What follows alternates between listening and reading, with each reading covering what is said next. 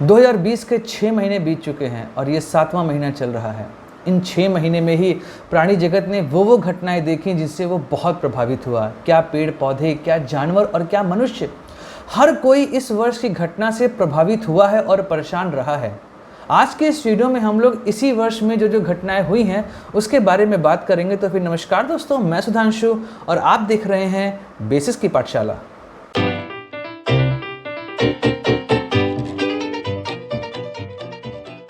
शुरुआत करते हैं ऑस्ट्रेलिया में लगी आग से। जून 2019 में लगी यह आग मई 2020 तक चली। करोड़ जीव जंतु इस आग में नष्ट हो गए। लगभग 3 करोड़ एकड़ जंगल इस आग में पूरी तरीके से खत्म हो गए। 10,000 इमारतों का अस्तित्व न रहा और 450 से अधिक लोगों की मृत्यु हुई।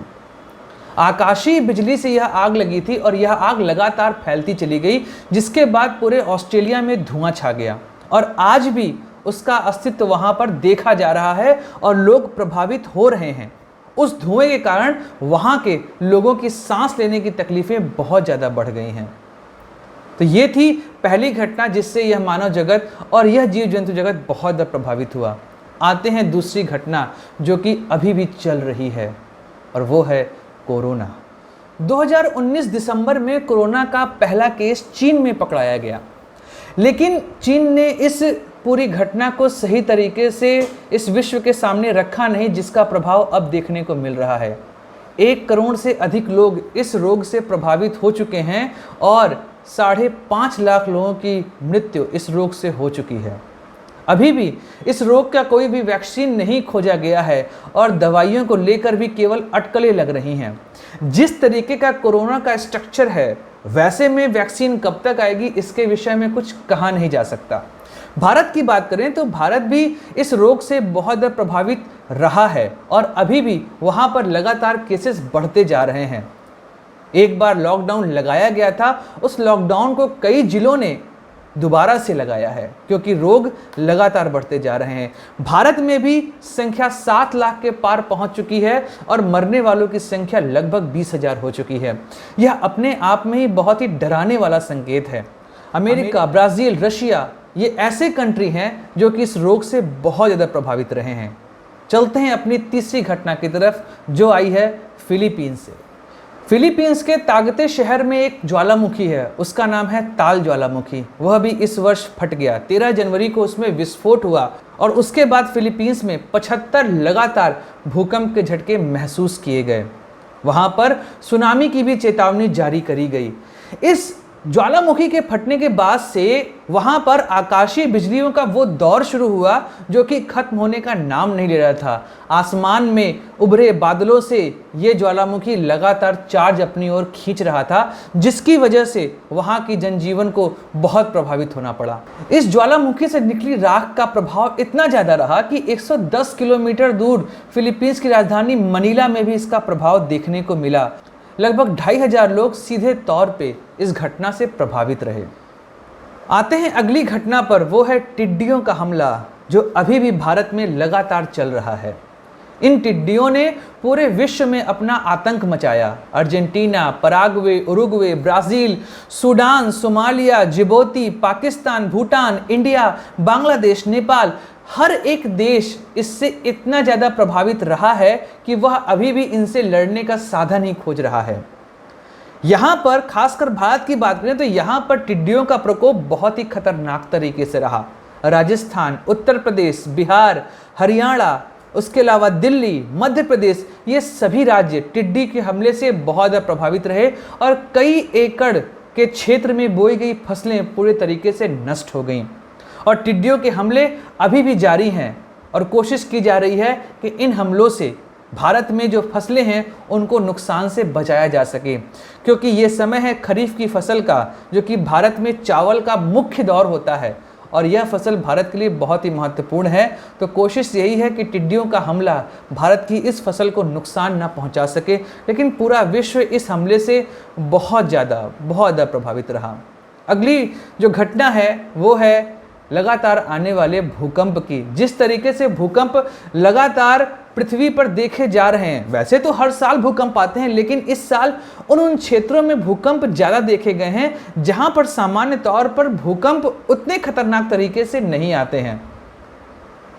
2 की तीव्रता से उठने वाला भूकंप पहुंचते पहुंचते 7.7 तीव्रता तक पहुंच गया और तुर्की में तो आए भूकंप ने वहां के 41 लोगों की जान ले ली। 6.7 तीव्रता का ये भूकंप वहां पे बहुत ही भयावह सिद्ध हुआ। बात करें अगर भारत की, तो भारत के पूर्वोत्तर और पूर्व के और उत्तर के हर राज्य में भूकंप आ चुका है। जम्मू कश्मीर, दिल्ली, उत्तराखंड, उसके अलावा अगर हम चलिए पूर्वोत्तर की तरफ, यहाँ पे मिजोरम, मणिपुर, मेघालय, पश्चिम में जाएंगे तो राजस्थान, गुजरात, हर एक राज्य जो उत्तर या पूर्वोत्तर या पूर्व में स्थित है वहां पर भूकंप के झटके महसूस किए गए हैं। और ये संभावना व्यक्त की जा रही है कि आने वाले समय में कहीं कोई बड़ा भूकंप ना आ जाए, क्योंकि भारतीय प्लेट जो कि यूरेशियन प्लेट के नीचे जा रही है वह बहुत ज़्यादा अस्थिर हो चुकी है और उसका कारण एक तरीके से भूमिगत जल का दोहन भी माना जा रहा है। इस पर भी मैंने एक वीडियो बनाया था जिस पर कि भारत के एक प्रतिष्ठित संस्थान ने भी अपना रिकमेंडेशन दिया है। आपको उस वीडियो का लिंक मैं यहाँ दे दे रहा हूँ, उस वीडियो को आप ज़रूर देखिए, जहाँ पर मैंने भूमिगत जल से भारत में आने वाले भूकंप के विषय में बात करी है। अगली घटना की बात करें जो कि है विशाखापत्तनम में गैस लीक। जी हाँ, विशाखापत्तनम में एलजी पॉलीमर में ऐसी गैस लीक हुई जो कि वहाँ पर 1000 लोगों को प्रभावित कर गई। 11 लोगों की उस गैस लीक में मृत्यु हो गई।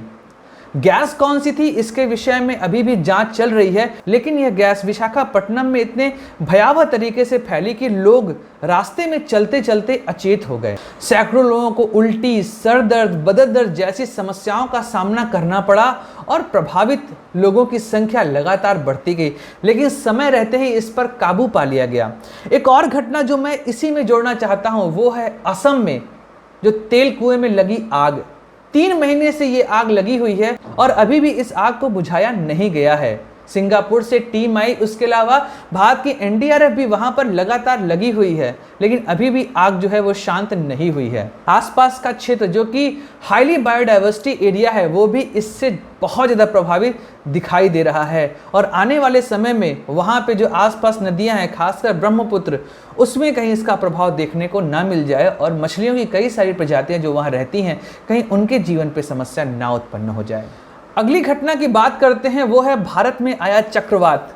अगर हम बात करें पूर्वी तट की तो वहां पर आया अम्फन चक्रवात और अगर बात करें पश्चिमी तट की तो वहां पर आया निसर्ग चक्रवात। निसर्ग चक्रवात तो उतना खतरनाक नहीं रहा, लेकिन अम्फन चक्रवात ने बंगाल, बांग्लादेश, भूटान, उड़ीसा इन सबको काफ़ी प्रभावित किया। भारत में ही 128 लोगों की इस तूफान में मृत्यु हो गई और अभी भी कोलकाता और उसके आसपास का क्षेत्र जो कि इस तूफान में प्रभावित रहा है वहाँ पर अभी भी इसके निशान देखे जा सकते हैं।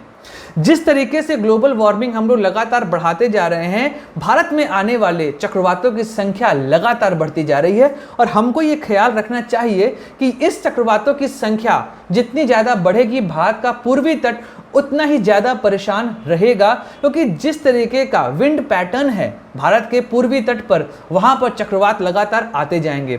लेकिन चक्रवातों को रोकने के लिए हमें वहाँ पर मैंग्रोव को बहुत ज़्यादा बढ़ाना पड़ेगा, क्योंकि उसकी वजह से चक्रवात का जो इफेक्ट है वो कम हो सकता है। साथ ही हम ऐसे संसाधनों का प्रयोग करें जो कि विश्व में तापमान को कम करने में अपना सहयोग दे सकें। अगली घटना है अफ्रीका के दक्षिणी क्षेत्र में एक देश है, उसका नाम है बोत्सवाना। वहां पर 350 से अधिक हाथियों की आकस्मिक मृत्यु हो गई। चलते चलते हाथी अचानक से गिरे और मृत्यु को प्राप्त हुए। 350 हाथियों की संख्या अभी तक वहां पे गिनी जा सकी है और मैं आपको ये बता दूं कि 2 तरह की थ्योरी वहां पर चल रही है। पहली थ्योरी ये है, क्या मानवों ने इन हाथियों की हत्या करी? क्योंकि हाथियों के जो दांत होते हैं वो बहुत कीमती माने जाते हैं। आइवरी की इलीगल ट्रेडिंग आज भी चल रही है, तो क्या ये हो सकता है कि मानवों ने उनके खाने या पीने में जहर मिला दिया, या कोई ऐसा रोग तो नहीं फैल रहा है जो हाथियों को लगातार खत्म करता जा रहा है? इस पर अभी कई सारे रिसर्चर काम कर रहे हैं, लेकिन बोत्सवाना की इस घटना ने भी सबको हिला के रख दिया। इसके अलावा अगर हम भारत की बात करें तो केरल में एक ऐसी घटना देखने को मिली थी जहां पर मानव ने हाथी को अनानास में बम रख के खिला दिया, जिससे उस हथनी की मृत्यु हो गई। इस घटना ने पूरे भारत में क्रोध का ज्वार उत्पन्न कर दिया था। अंटार्कटिका जो कि फेमस है अपनी बर्फ के लिए, जी हाँ, वहां पे बर्फ की बड़ी बड़ी चादरें और ग्लेशियर्स हैं, लेकिन बर्फ क्या कभी हरी हो सकती है? जी हाँ, इस साल अंटार्कटिका में हरी बर्फ देखी गई और ये बर्फ वहां पे पाए जाने वाले एक एल्गी की वजह से हुई है और उस एल्गी को बढ़ोतरी मिली है समुद्र के जल के गर्म होने की वजह से।